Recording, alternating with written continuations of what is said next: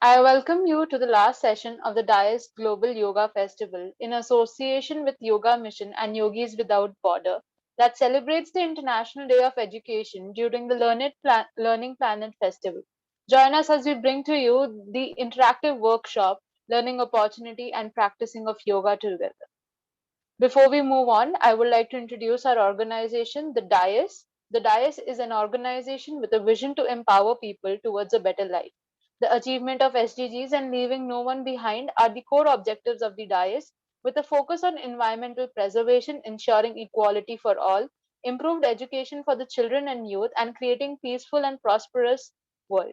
The Dais has been working collaboratively with the civil society organization and communities around the world, international agencies and think tanks, educational institutes, and the youth, besides industry and academia for several on ground and virtually held initiatives, projects, workshops, and collaborations with SDG 4, Quality Education, SDG 5, Gender Equality, Climate Action, SDG 13, SDG 16, Peace, Justice, and Strong Institutions, along with critical interaction complementing spaces of these SDGs and related goals. Our platform, the Learning Planet Festival, was launched in 2020 by CRI France, Center for Research and Interdisciplinarity, and UNESCO. The Learning Planet Festival is open to passionate learners of all ages. This is the third edition of the Learning Planet Festival, which celebrates the International Day of Education on 24th January, featuring 400 local events and online activities co-organized with 200 partner organizations from around the world. The festival is an open platform of workshops, debates, forums, and other events dedicating to celebrating new ways of learning and teaching. Our partners for this yoga festival, Yogis Without Borders and Yoga Mission. Yoga Mission is an international charitable organization involved with residential and non-residential schools and women's project, particularly in Varanasi, India, serving 475 underprivileged women and children. Through Brahmarishi School of Yoga, they teach authentic yoga and philosophy courses as well as supporting subjects globally. Ancient education was very different from the modern education system. In ancient times, Rishi aesthetics brought students out of individualism, irrespective of caste, creed, gender, or color, to realize the existent unity behind diversity. Yoga was the means to achieve that objective. The ancient education system was for the internal, everlasting peace of mind, which consequently manifested infinite peace. They are committed to bringing these life skills alongside the best actions, education being available to all without discrimination. Yogis Without Borders is an international team of experts spreading the knowledge and practices of yoga to anyone interested to transform his life through its methods. Yoga has always been a teaching that moves its practitioners and everybody it touches to go beyond the boundaries humanity has made for itself. Yoga has always been teaching of constant transformation. It constantly changed itself and taught others how to evolve. Yogis Without Borders unites yoga teachers and students from around the world for the sake of promoting old and developing new ideas of yoga. And on that note, for an amazing, amazing last session of this yoga festival, I would like to invite Ms. Divya Prabha. Divya Prabha is devoted to yoga for life. She graduated from Oxford University, UK, with a master's with honors in metallurgy and in science of materials, and started an illustrious career with the top UK and American investment banks.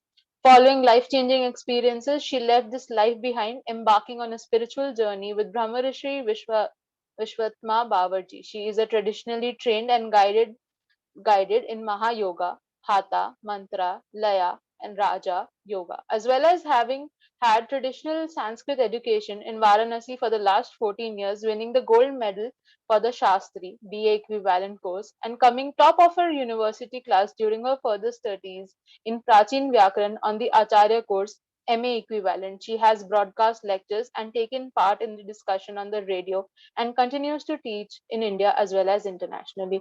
Thank you, Divya Prabha. Thank you so much to the Dais for inviting us to be here with you on this wonderful occasion of the Dais Global Yoga Festival as part of the Learning Planet Festival. I'd like to start with a mantra, bringing the auspicious divine vibrations into our space wherever we are sitting in the world right now. Guru Brahma, Guru Vishnu, Guru Devo Maheshwara, Guru Sakshat Param Brahma, Tasmai Shri Gurave Namaha. Om.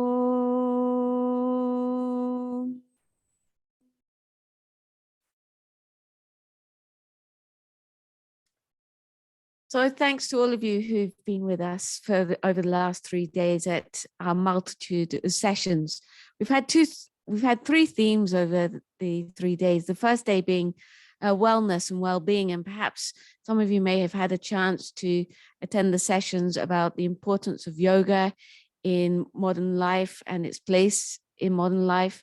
Yoga as a foundation for life, as well as the session with Jyoti Jo Manuel for discussing anxiety for young people and giving special techniques to help relieve anxiety in our ordinary everyday lives. Then we had that great chanting session with Nina Rao, who is the business manager for Krishna Das, who's the famous disciple of Ram Das, who is the disciple of Neem Karoli Baba. And the second day started with joy. And the theme of the day was joy, started with Tejas Lakhani with the art of joy. We then went to Yogis Without Borders, Diana Gladka, who gave us a wonderful session of pranayama, talking about the history and the psychomatic and the energetic effects of pranayama with some practice. And then we had Andrew Seeley joining us from Costa Rica. And today the theme is peace. And we had 2 great sessions so far today. The first was pranayama, thought and breath are twins with me. And then we had Charlotta Chandrika Martinez, who gave us a wonderful talk about calm and harmonious living and how to bring that into our daily lives. She was the founder of Teen Yoga Foundation in Europe and the UK. So a very inspiring session we had there. And now we come to our last session, which is on peace. And, you know, when we think about what's important in life, one overwhelming thing that I've come to understand, and the ancient rishis, the seers of Bharat understood, is that the root cause of all action is the seeking of peace and happiness. Everything that we do is because we want to be peaceful and happy, whether it's someone fighting with a person or someone getting educated to get a job, to earn money, to be able to buy things which would then give them peace and happiness, right? But the nature of nature is that it's constant change. And so what we see is that these external means that we perceive, that we accept as a means for gaining peace, are only fleeting experiences. And so many of us reach a point in life where we start to question the meaning of life, the purpose of life, what we're here for, and also how to bring everlasting peace into our daily lives. And there's a few aspects of this. The main, though, is yoga. Yoga, by its very nature, through the practices of yoga, has the ability to enable us to uncover our individuality, to find that stable existence within, to be able to stabilize our mind, ego, and intellect so that we're like a tree that sways in the storm but remains rooted, and as soon as the storm passes, comes back to our central, stable position. And the other meaning of yoga is to join to ourselves. Really, in Sankhya philosophy, we learn that the spiritual pain, the adhyatmic dukh of existence, is that sense of separation from ourselves, that sense of emptiness, that sense of lackness. And we seek to fill it with these external means, not realizing that we get that sense of fullness from within, which is what I experienced in my own life when I first went to a meditation in the UK in a forest not far from London. And that evening, my life changed in an instant. For the first time, feeling that sense of completeness, that sense of bliss, that sense of deep, unending peace, that you feel like an ocean where nothing can shake you, that an extra drop in the ocean doesn't create a ripple nor a wave. It just is absorbed into the ocean in the same way that life happens, but it doesn't shake you in the same way. And we found, as many of the teachers over this week have described, that pranayama, breathing exercises, maintaining control of our breath, is one of the most powerful techniques to get us to be balanced, in control of our minds. And breath is a unifying factor, actually. If you think deeply about breath, the first thing is that you'll realize is that no amount of money can buy a single breath. So it's very important that in life we use our breath to the best of our ability, because it's precious. A millionaire, a billionaire can't buy a single breath. It's something that we can't get back. So we want to use our discrimination to decide how to use our breath in every moment. Are we using it to the best of our ability, not just for our benefit, but understanding that our individual is our universal. Ekatvam anupashita, realizing that unity in diversity. And that can also be understood on one level intellectually when we think about the source of breath. The source of breath is one on this planet. We're all taking breath from one source, and we're being filled with that breath. And so we're filling inside with this one source of breath, which means that we're all filled with one and the same thing. So we're part of this infinite divine consciousness that has no boundaries, no limits, no color, no gender, no religion. It's just simply is consciousness. Some may call it truth. Some may call it love. Some may call it knowledge. Whatever you call it, it's eternal. And we are part and parcel of that. And it is part and parcel of us. And so these breathing exercises, this pranayama, can help us to stabilize our breath, stabilizing the mind, enabling us to peek inside, look inside, and ask the question, who am I? Why am I? And with this inner interrogation, at some point will come the answer. And it's for us to find.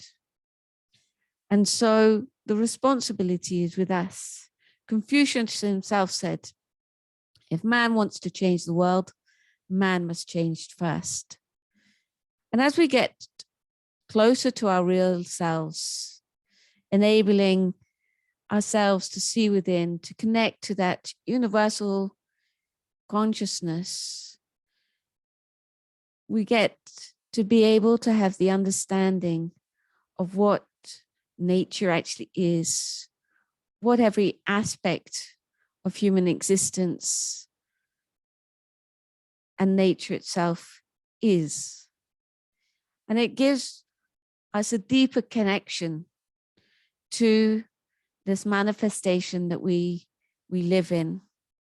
And compassion also, because we realize that we're part and parcel of one infinite divine existence.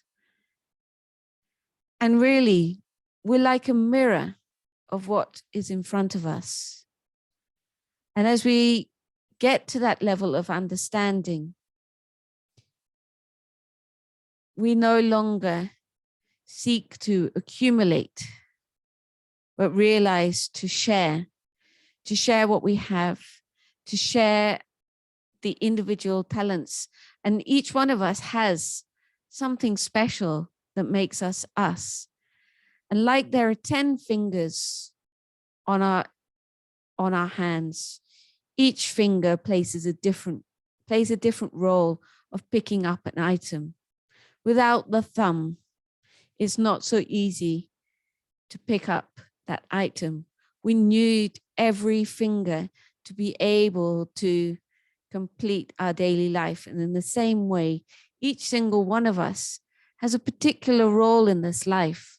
And when we come to know ourselves, to understand ourselves, to have that depth of awareness, be connected to that intuition, we realize how to play our role in society for the betterment of society as a whole, realizing that we're just a very small part of not just this one universe, but of the multitude of universes.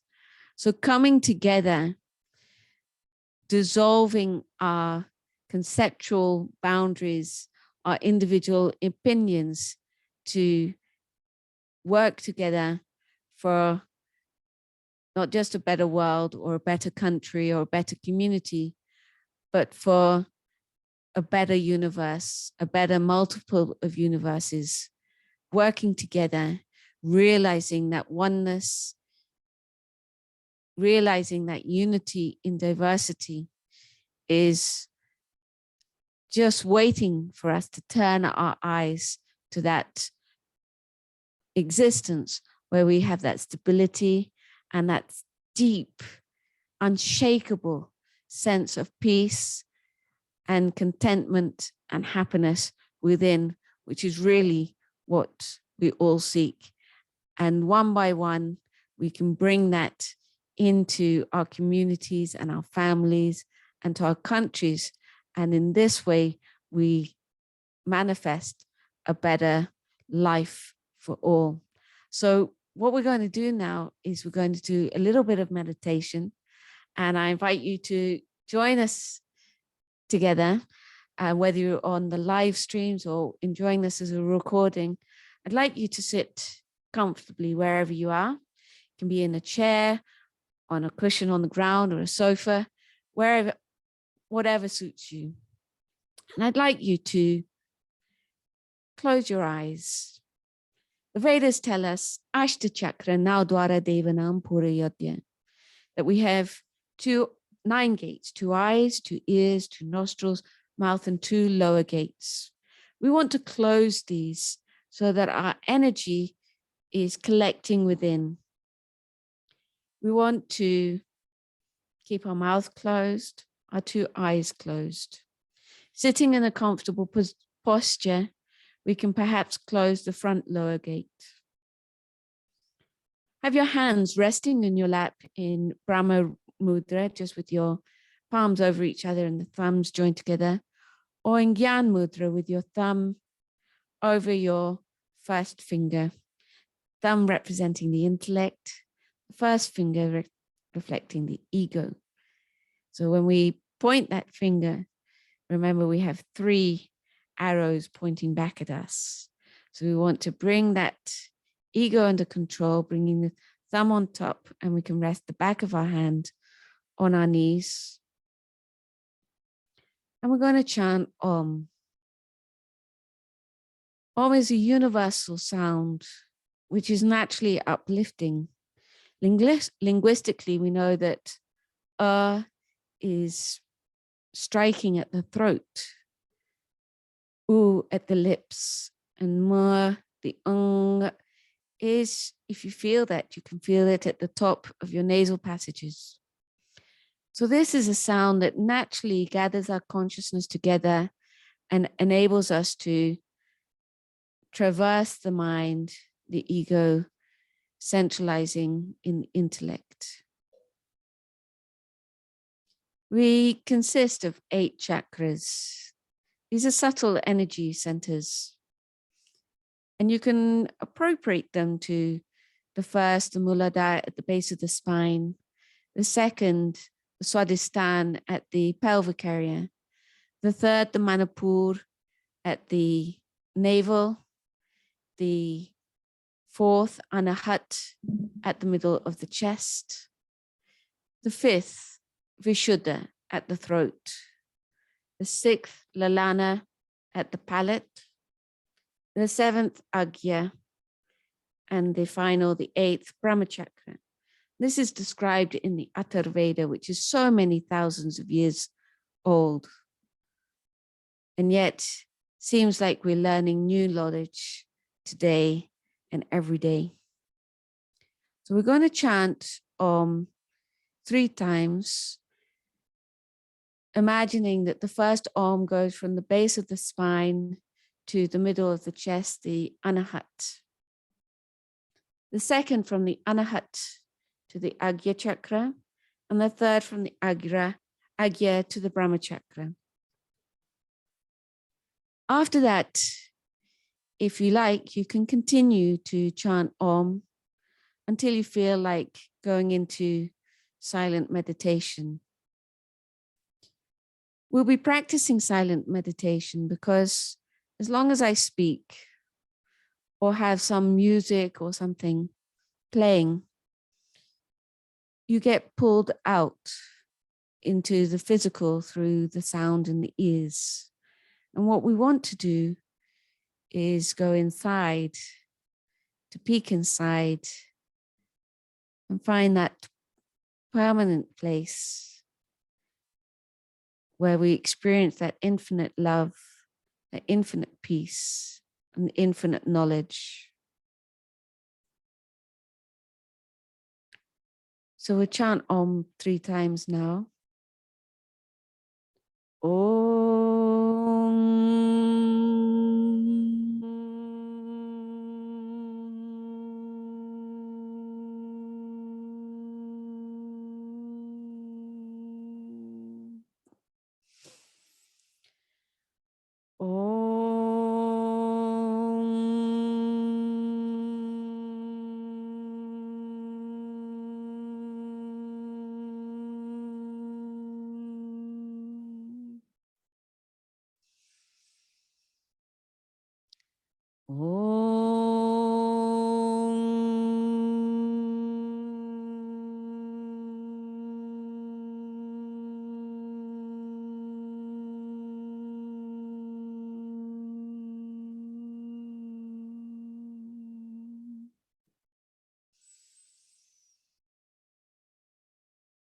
Visualize that you're sitting on this planet, surrounded by this divine consciousness in the form of light. And as you inhale, imagining that you're inhaling that light, and that light washes through you, washes through the head, washes through your back, your elbows, your hands, your hips, your knees, all the way down to the tips of your fingers and the tips of your toes, filling you with light. Feel that lightness. Feel the unendingness of that light. And bring your tongue to connect to the top of the roof of your mouth. This helps us to withdraw from the senses. And to help us concentrate, we can use a mantra like Om, or perhaps you have some other mantra that you use. And imagine that you're writing that mantra between your eyebrows on that point of the Agya chakra. So just imagine a point between the eyebrows and visualize that you're writing Om, O-M, or if you know it in the Sanskrit, you can write it in the Devanagari, or whatever mantra that you have. Visualizing writing your mantra makes it easier to concentrate, because engaging in the constant writing of the mantra, constantly flowing in that mantra, means that it's less easy to get distracted, perhaps by an external noise or a sound or a thought. And if you do get distracted by a thought, just allow yourself to come back to the center point between your eyebrows and imagine you're writing that mantra again on that point, allowing yourself to be completely absorbed in the action of writing, which helps us to get stable and to find that inner peace.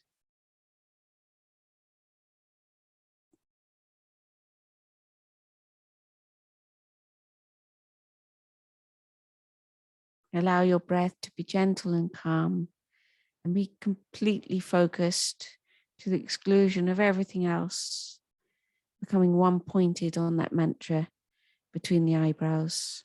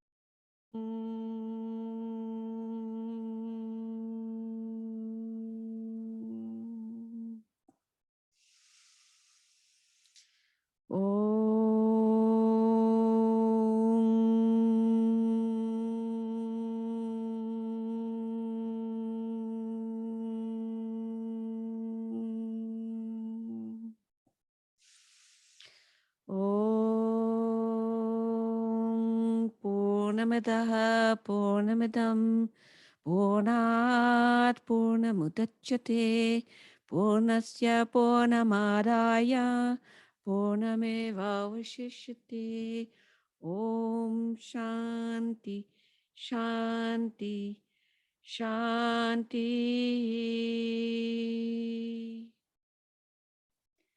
I hope that you enjoyed this short meditation for peace and that you join hands with us all to realize that we're part of one humanity where we have one mother, the earth,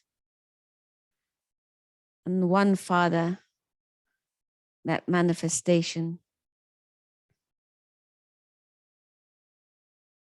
And together we are simply just one. We're each brothers and sisters of one family, no matter where we are, no matter when we are. We're part of just one. And together we can make this a better place for all people. Om Kam Brahma. Thank you so much to the Learning Planet Festival, so much to the Dais and Yogis Without Borders for making this such a beautiful festival that I hope that everybody has got a little bit of taste of peace over the last 3 days to give you some hints of how we can live a better life together. Thank you. Thank you so much, Divya Prabha ji, for such a wonderful session. I am sure, as I am resonating with peace and calmness all around me, everybody is also resonating with the same. And all our audience have been thrilled to enjoy all the sessions for the past 3 days. I would also like to take this opportunity to thank everyone who has been connected with us for the Yoga Festival for the past 3 days. Our partners, Yoga Mission, UNESCO, Learning Planet Institute, Learning Planet Festival, and Yogis Without Borders. A big thank you to all our wonderful and amazing speakers who've given us the wonderful opportunity to listen to their sessions. And lastly, but not the least, our wonderful team at the Dais who made this entire festival a success. Thank you so much.